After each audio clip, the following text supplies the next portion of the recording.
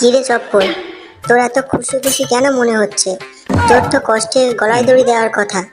কেন কেন আমি কষ্টে গলায় দড়ি দেবো কেন? না আছে তোর কোনো আকৃতি, না আছে মান, সারা জীবন তো ল্যাংটা হয়ে আছিস। তাতে কি হয়েছে? মালিক কিন্তু আমাকে সব থেকে বেশি ভালোবাসে, সবসময় তার সাথে আমাকে নিয়ে যায়, আর তোকে তো এক কোনায় ফেলে রাখে। আচ্ছা, কোথায় কোথায় নিয়ে যায় বল তো দেখি। কেন? পাড়ায় ঘুরতে গেলে, আড্ডা দিতে গেলে, রাস্তায় বেরোলে, বাজার করতে গেলে, এমনকি বাড়িতে সবসময় আমাকে পড়ে থাকে, আর পড়ার পর দিন শেষে আমাকে ভালো করে পরিষ্কারও করে। ঠিক বলেছিস, বাথরুমে যাওয়ার সময়ও তোকে নিয়ে যায়। ছে ছে, ওই নোংরার মধ্যে। সে যাই হোক, মালিক তো তোকে ভালোবাসে না, তাই তোর হিংসা হতেই পারে।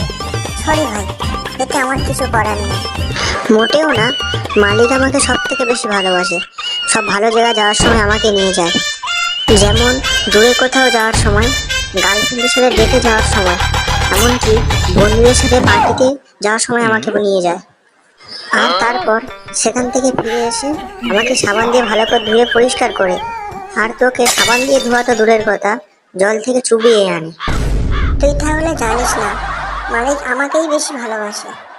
না না, মোটেও না, মালিক আমাকে বেশি ভালোবাসে। আরে তোরা থামবি? তখন থেকে ঝগড়া করে যাচ্ছে। মালিক সবাইকে সমান চোখে দেখে। না, আমাকেই বেশি ভালোবাসে। ঠিক আছে, চল মালিকের কাছে, ওনার কাছ থেকে না হয় শুনবো। মালিক, ও মালিক, তুমি আমার আর চপ্পরের মধ্যে কাকে বেশি ভালোবাসো গো? তোদের কাউকে না, আমি কিটোকে সব থেকে বেশি ভালোবাসি। কেন মালিক? কিটোকে কেন? আমরা কি দোষ করলাম?